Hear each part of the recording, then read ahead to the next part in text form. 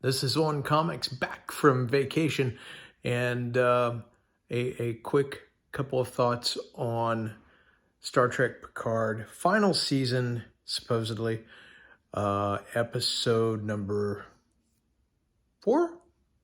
Yeah. So the writers really missed it on. Tell you what, let me do it this way. If you haven't seen it, do I consider it a watch? Yes. So far, Star Trek Picard season 3, just start watching episode 1. Seasons 1 and 2 do not exist. There is no such thing as Star Trek Picard season 1 and 2. That is a false memory implanted by the Matrix. Don't go there.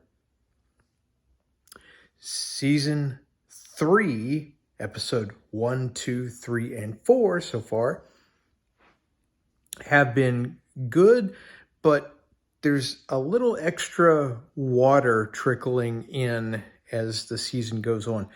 The music is fabulous.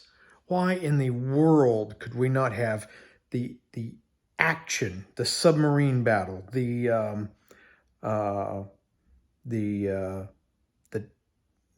nebula action, the asteroid action, the physics action that we got from episode 4.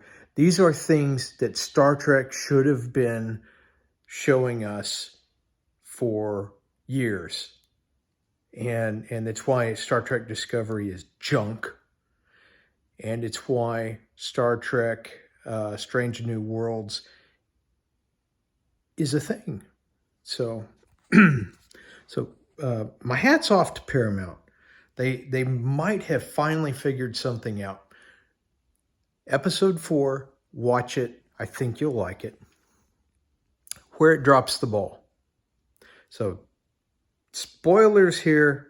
If you don't want a spoiler, just stop and go hit like and go to another.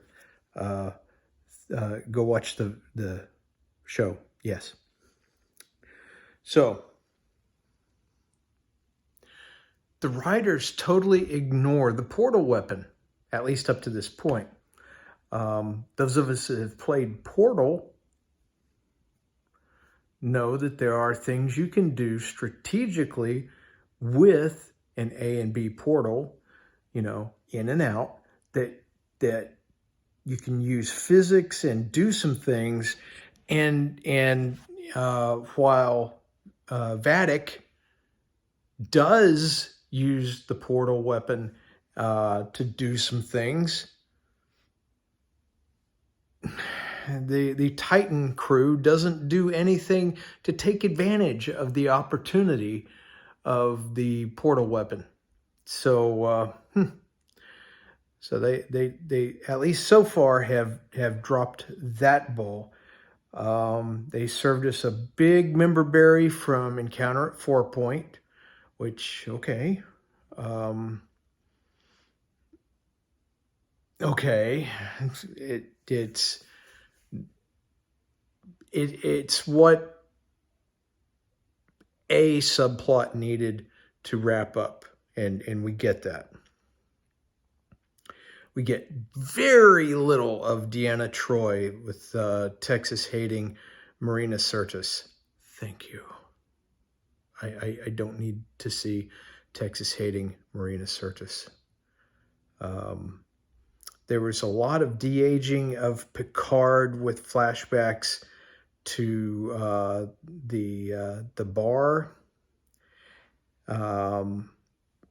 Who cares?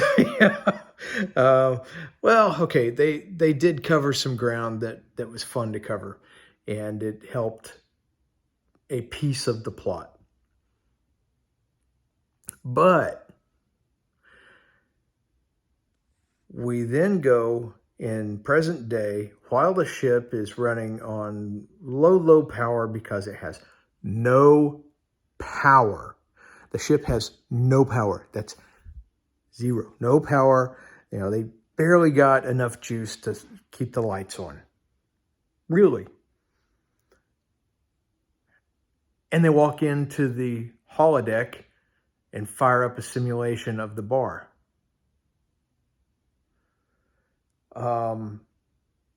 Writers? The hell? You can't say there's no power and then run what is essentially a transporter simulating matter and creating replicated matter constantly for about 30 minutes of the show.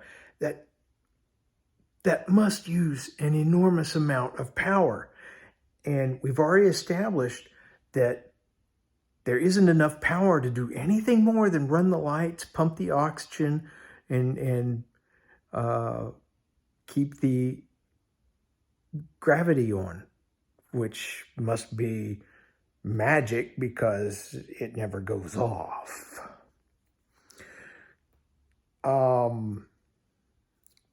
We see one of the baddies, the bad guys in the series meet their demise, which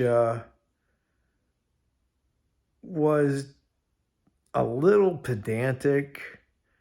A conversation between Seven and Riker that was off screen that we kind of needed to hear for that wrap up of the baddie to work. So I'm not really spoiling anything. I think I'm saying things in a way that it works.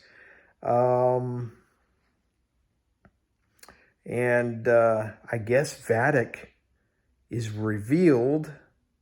I mean, this is a spoiler, but not really, because we don't care. At least Vadic's hand appears to be a changeling. And for some reason, it's a communicator. On screen, it was cool, but then you stop and think about it afterward. Why would you communicate this way? What's the physics involved? Maybe in DS9 this was covered, explaining why changeling matter can communicate across light years instantaneously. No, I'm not getting it either. I don't remember it in DS9. Please comment if you remember. Please comment if you agree with me. So either way.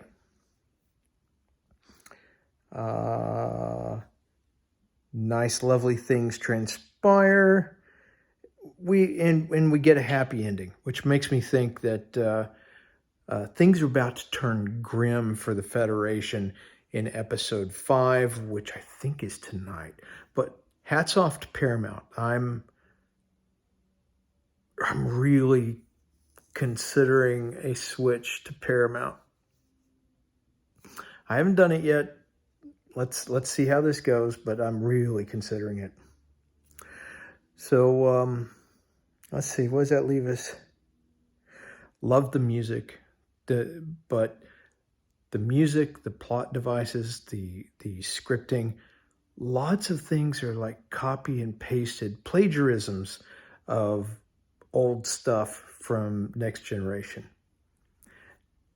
I'm not completely against that, but I'd really like to see some original stuff now. And 75% plagiarism is still plagiarism. So you get what I'm saying. All right. That's my take on Star Trek Picard, season 3, the final season, episode 4. So if you would, please give me a like, subscribe, drop me a comment, and tell all your Twitter friends about this video, because you're not going to care about it tomorrow.